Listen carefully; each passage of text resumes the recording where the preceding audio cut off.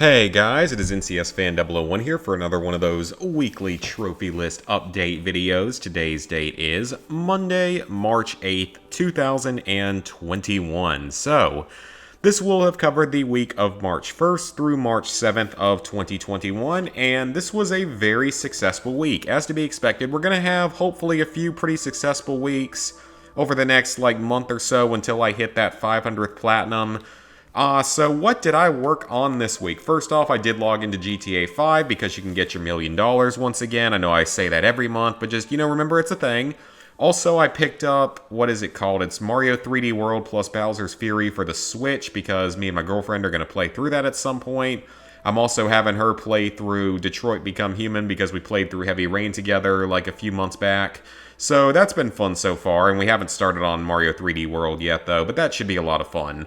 So anyway, as for games that I worked on this past week, there were 6 games that I earned trophies in, as you can see here. So first of all, you see here, Paw Patrol Mighty Pups, or Paw Patrol Mighty Pups Save the Adventure Bay. This game is not as bad as I expected. In fact, it's a notable improvement over the original, which is... maybe it's not saying much, but it is kind of surprising that they put a lot more effort into this one. Because for those who don't know, the original Paw Patrol game, it's like Paw Patrol on a roll. That one is just basically almost a side-scroller. Not a side-scroller, but it's a 2D game with just a little bit of jumping and a few puzzles to solve and a bunch of things to collect. So that one was very simple, but it also didn't have a platinum. This version actually does have a platinum, and shockingly, the platinum on here is ultra rare. It's sub 3%. Now, I know that on PlayStation Network, the numbers track every single person in the world that owns the game and is synced the trophies to the server. So it's not like PSN Profiles where it's a dedicated trophy hunting group, because on PSN Profiles, it's an over 50% platinum completion. But I still find that to be kind of hilarious that so few people have done it here.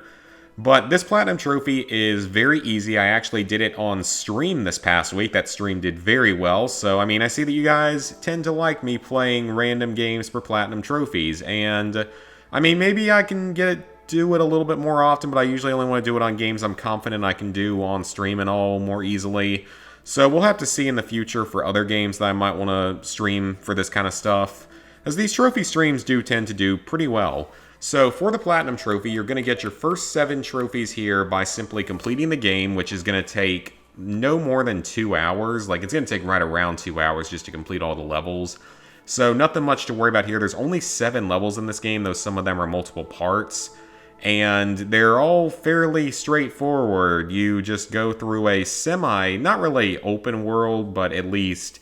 3D world. It's kind of a 3D platforming collectathon, but with no risk of death, very little platforming, and an absurd amount of collectibles. That's a good way to put it. Because I think this game has 7,250 total collectibles, plus the badges, so between 72 and 7,300 collectibles, which is just insane, though a lot of them are very easy to get and all come at the same amount of time. So then, for the collectible trophies, you have to find all of the collectibles in each of the 7 main story missions, which is not really difficult for the most part. Each mission can have anywhere from 150 of the pup treats up to, I believe it's 850 for this mission where Jake gets stuck on a mountain. We have to go rescue him. So that one has 850, and all the rest have somewhere below that. They have at least 150. They always have 3 badges in them, and the badges are usually a little bit more hidden, off the beaten path, just a little bit tougher to find, but they're still not really that hard to find. This was the only level I actually had to go back to complete a second time, and that's mostly because I don't think I missed anything in the sky section at the beginning. I just missed some stuff. I missed a few things at the very beginning of the level, I missed a few during the running section midway through the level, and I missed one of the badges right at the beginning. So that was the only mission I had to replay. Everything else I got no real issue in the rest of the game. So nothing much to worry about with the collectibles, though there are guides out there. You could follow my stream if you wish to have a bit of colorful commentary along the way. And if you don't wish to follow my stream and wish to watch something with no commentary that's done a little bit faster, Wishing Tycol, I believe is her name, she has a guide up for the game as well that's 100% run. So that's there as well, if you are interested in a no commentary run. So then you have the minigame trophies, and you have the Pup Pup Boogie minigame. This is the first minigame. This one's very easy, just complete it. I mean, you're going to get a lot of these trophies just by beating the minigames for the first time, but you do have to do certain things in them to get scores that will give you pup treats, like 250 per thing. So you do have to do that, but for this one, I think you just have to beat your opponent, or you might have to score a certain number of points, but how many points did I score in it? So I scored... Oh, it doesn't tell you. Or if the trophy popped so quickly that it's not going to show you. Okay, well, that's unfortunate. I think it's like 500 points. You don't need to score probably that many, probably a little bit less than that. Then you have Mr. Porter's Feast. This is a very easy mini game where you just run around and collect 30 fruits on the first 2 levels and then 11 on the final level. You have 2 minutes to do it. Complete all 3 levels. You'll get this trophy after you complete the first level, but you do have to complete all 3 for pup treats. Also, speaking of pup treats, Dante Ravioli, if you were out there, you gotta do this game with no pup treats, you know, because you did it for the first game, and I'm not going to do that myself because I don't want to. Anyway, jump rope minigame is pretty simple. It's also 3 levels. Just complete 1 round of it to get this trophy, but you have to complete all 3 levels. I don't know what the score is you have to get on each level, probably around 40 to 50 points at most. You have to get 10 consecutive jumps on any of the jump rope minigames. You'll probably get this on all 3, but you can easily do it on the first jump rope because the rope is consistently moving at the same speed. So then you have the obstacle course minigame. Just complete 1 of the 3 obstacle courses. You are going to have to complete all of them, though, for pup treats. And you have to complete 1 of them in 45 seconds or less, meaning that 15 seconds are left on the clock, or more than 15 seconds. Extremely easy. If you don't get this, well, I guess half the people who got this didn't get the timing one. That's kind of surprising. But yeah, just complete any one of the obstacle courses in 45 seconds or less. Nothing difficult about that. Then you have to complete all 4 versions of Take to the Sky, which is going to get you a grand total of 1,000 pup treats. You have to find all the pup treats in them. But here's the funny thing about this minigame. If you think you're going to struggle with it, what you can literally do is park Sky in one of the 3 lanes, because this is one of those many 3-lane vehicle or on-rails sections, as I call them.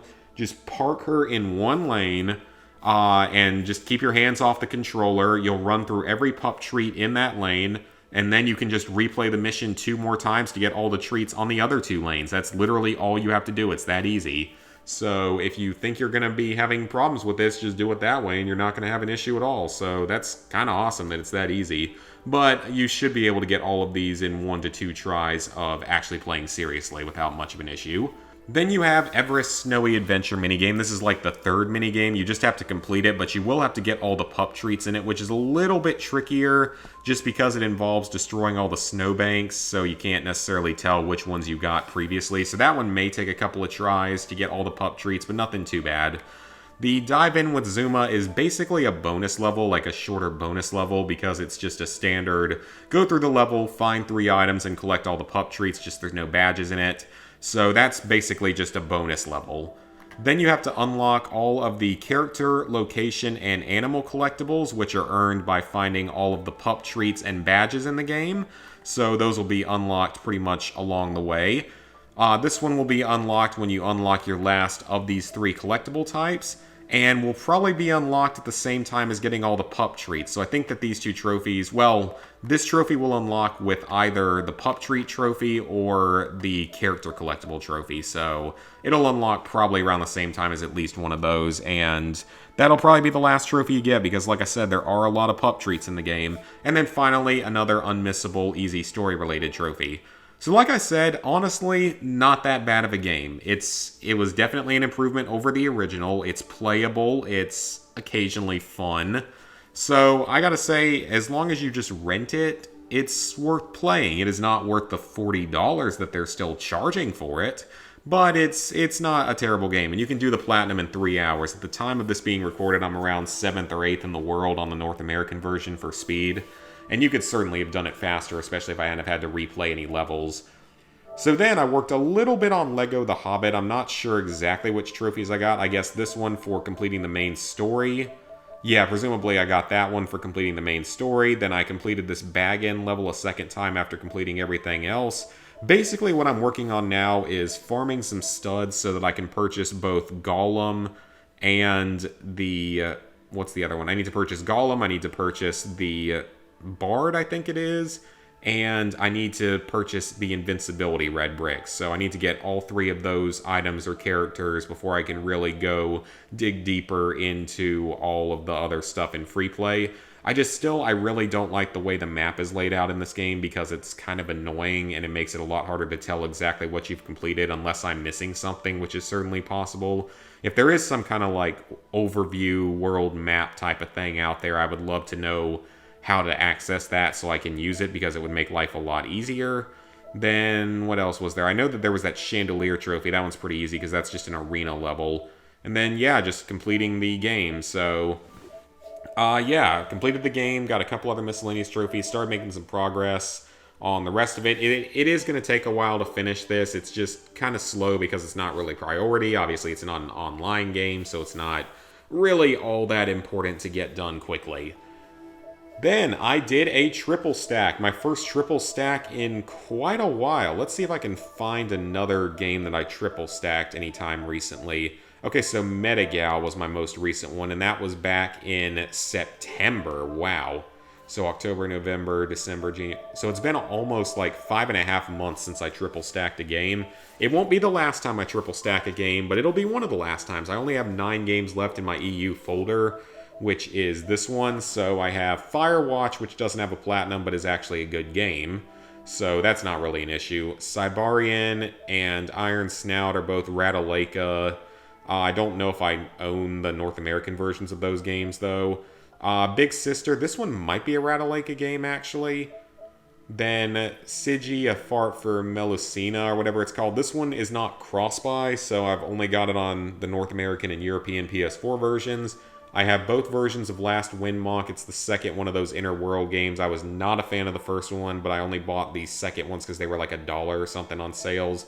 Pick-a-Pix Color, I don't even know what this is. Suicide Guy, the first one, I think is actually a little bit annoying compared to the second one.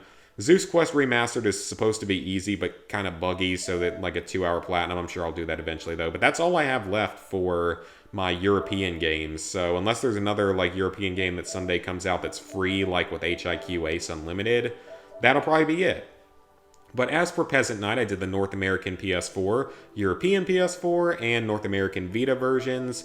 The first version of the game was the toughest just because you have to get used to playing the game. If I can find the first trophy I got, so it looks like maybe, no, not that one, 319, 318. So it looks like 318 was my first trophy in 404, so it took around, like, what is that, about 46 minutes approximately to get this platinum trophy the first time. So this first version was a little bit harder because I was getting used to the way the game works, but the game is actually known to be a little bit harder on the PS4 version. The reason being, on the PS4 version, the controls are significantly screwier and less responsive. So on the PS4 versions, you are going to have more difficulty with this game, hence why, despite being a Ratalaika game, it's only an 80% platinum or an 81% platinum, and I think it's only like a 95% on PSN profiles, which is definitely low compared to some of the other Ratalaika games. But you can still do this one in under 15 minutes if you know what you're doing. I mean, my third version I did in 10 minutes, I think. But to get the Platinum Trophy, you're going to get these first 3 trophies by completing the first 30 levels of the game. So nothing really significant about that except for one very difficult boss level. Well, kind of difficult boss level in there. Then you have to use all 4 types of portals, which should come naturally just by completing the game. I think these start appearing like midway through.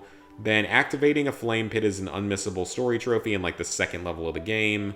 Dying by Saul and flame pit are just 2 different kinds of traps that can kill you. These are both extremely likely to come naturally. If you somehow don't get them, then that will be shocking.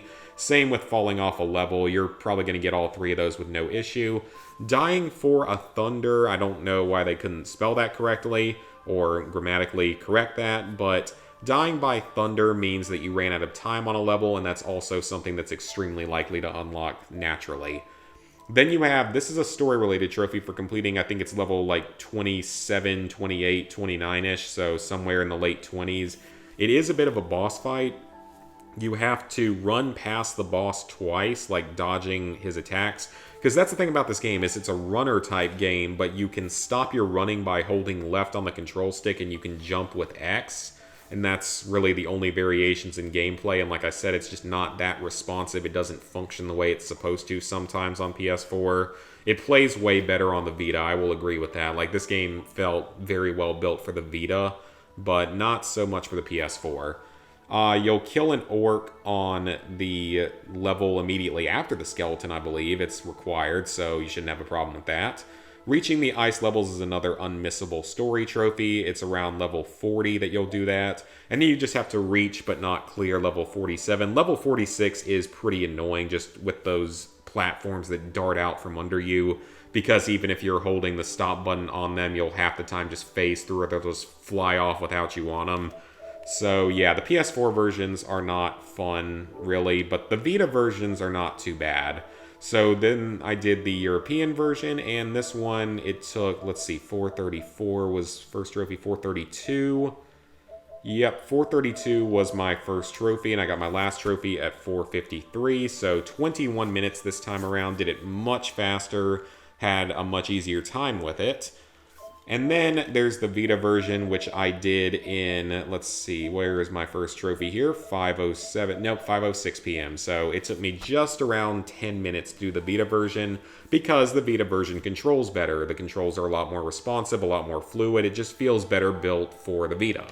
So yeah, that's what I did in that game. It's another, it's a triple stack. It's a Rattle-like game. It's fairly easy, but it's not as easy as some of the ones out there, like, Full Blast or like Super Destronaut or some of those others. But it's still, it's not really hard. I mean, it's your first playthrough, if your first playthrough is on the PS4, is probably a 3 out of 10. And then it's like a 2.5 out of 10 on other PS4 versions once you get the hang of the game, and like a 2 to a 2.5 out of 10 on the Vita. And you can do it, again, in under 15 minutes if you know what you're doing. And finally, we have Destiny, in which I have made quite a bit of progress recently. So I think I made progress in the base game and some other stuff. So in the base game, I completed a few trophies, I know. So I completed a raid for the first time. In fact, though, it was actually the Prison of Elders, because that was easier for us to do because we wanted to do that one. So I completed that raid, and, I mean, it's not really a raid, but it does unlock the trophy, which is awesome. And I completed it with a fire team consisting of only my clan members, because that's what makes this trophy a lot easier in the Prison of Elders, is because you can do it with 3 people instead of 6. So you don't need 6 clan members to do it, which makes life significantly easier.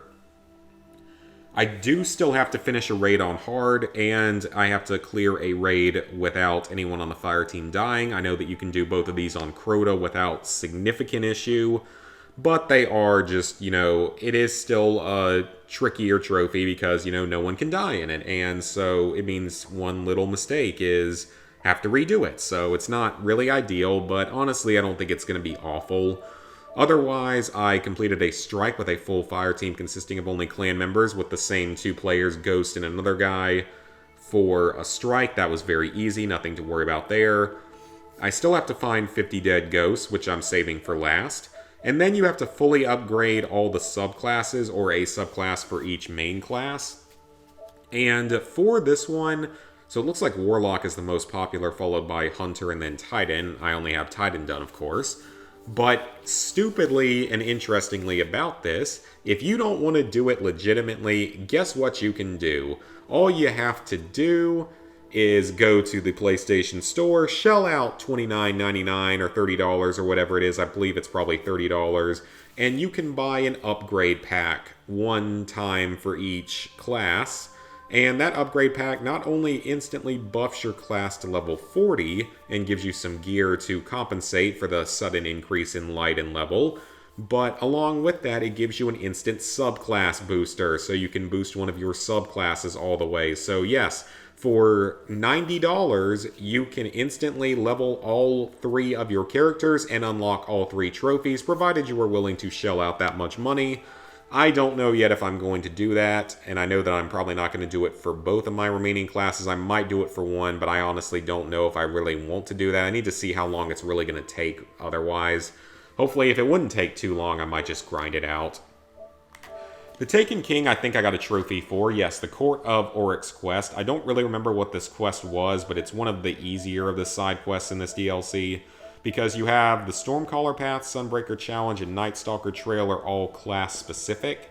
So this one I believe is probably the Warlock, but I'm not entirely sure on that. It's the only one I haven't done, but it's easy. The Wolves of Mars quest is actually from the other DLC, the House of Wolves stuff. It's not too hard, it's just a little bit tedious, and I mean, if you have a decent team, you're not going to have an issue with it. And then the Taken King quest is the main story, of course, and Court of Oryx, I don't think it was that hard. I don't remember what the last step was, but it wasn't anything too terribly difficult. It's mainly these other two that are the issue, because both of these not only have many steps to them and take a very long time to get through, but they both have steps that involve playing in the raid, and the King's Fall raid down here is the hardest raid in the game. At least that's what most of the guides are saying, that King's Fall is the hardest raid of the four. Well, I don't even know if Vault of Glass is still in this game. Maybe it is, maybe it isn't, but I know that compared to Crota and Wrath of the Machine, this is considered to be the hardest by most players.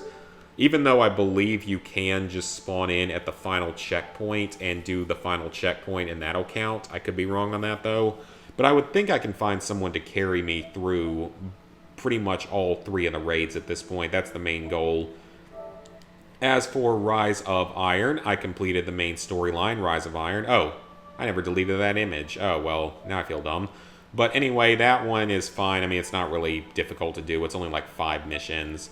Then we did the Iron Song. We did that on Saturday with 4 players, so that it's a little bit tricky because I don't think it's buggy. I think it's just very specific and none of the guides know exactly what to do, but it's not too difficult. The Kovic Sin was, of course, my 20,000 trophy, but that was one that I had already done, same with the Arkan's Forge. I thought I had deleted the images, I guess not. So the only trophies I'm missing are the Iron Lord artifacts, which is easy, but takes 8 weeks to do pretty much. Unless you're doing it with all 3 characters in 1 week, which I'm probably not going to do because neither of my other characters are that high leveled. It basically requires you to complete around 30 to 35 patrols in the Plague Lands in 1 week, unless you also want to do some missions. I think then that will speed it up a little bit. Or if you're doing the Arkan's Forge, I believe that actually speeds it up a lot. But basically, you just have to do that for 8 weeks straight. And I mean, it's not, it's not difficult overall. It's just very time consuming. The glory in the taking of it is the Supremacy game mode. I have actually almost managed to complete this, mostly just through dumb luck of finding matches. All I have left is to play 1 more match. Rumble Supremacy does count, so both Rumble Supremacy and regular Supremacy count.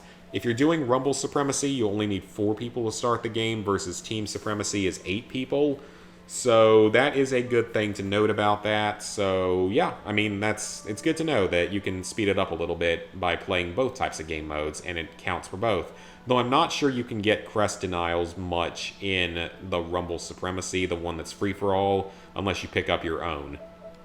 As for the raid, I don't believe Wrath of the Machine is considered to be as hard as King's Fall, so I'm sure I can find a carry group for that. Like me and Ghost are looking for people for both of these DLCs for the raids, as well as, getting far enough through these 2 quest lines to be able to do that step of them. So, with that, let's sync up our trophy list here. Level 717, 33%, 20,095 total trophies, 492 platinums, 2,858 golds, 5,384 silvers, 11,361 bronzes. Plans for the upcoming week. I will, of course, continue to work on Destiny. That is the main priority right now. I may have found a group for the Division, but not sure yet, so not exactly sure when that's going to happen. Otherwise, I hopefully will be able to get started on Far Cry 2 when I have free time, but of course my main focus right now is to clear out, multiplayer games, obviously, especially these older multiplayer games like Destiny. Even though Destiny still has a fairly decent player base compared to some of them, it's still, priority is to get that multiplayer stuff done. If I can get that done, then all I have left for online games like ever that aside from ones that I haven't started yet, would be The Division, Uncharted 4, GTA 5, and Black Ops 3. So those are really the only 4 games left, I believe, on my list once I can get through this one. So that is a big step forward to be if I can get through Destiny, and especially if I can get through The Division as well within the next couple of months. But Far Cry 2 is still currently planned to be my 500th platinum, so hopefully that will be coming in the near future. But I just have to make time to start working on that, and of course Destiny and Division are going to take priority. Maybe I will be able to work on some easy platinums this week as well, but I don't know exactly what my gaming and schedule and everything is going to be this week because my family's coming to visit this weekend. They're going to be down here Friday and Saturday, so I don't know if there will be a stream, and there probably won't be as much gaming those couple of days, so we'll have to see what happens. But I'm also probably going to be hanging out with a friend from home that's coming down here as well, so that's going to be fun. It should be a fairly good weekend for all of that, even if it doesn't mean I can play as much on Friday, Saturday. So we'll just have to see what happens with all that, but otherwise, I think that's going to be it for this week's episode. Thank you guys for watching. Please like, favorite, share, comment, subscribe, and ring the bell if you haven't already. Let me know what you've been working on this past week, and I will see you guys throughout this week for various contents on various days.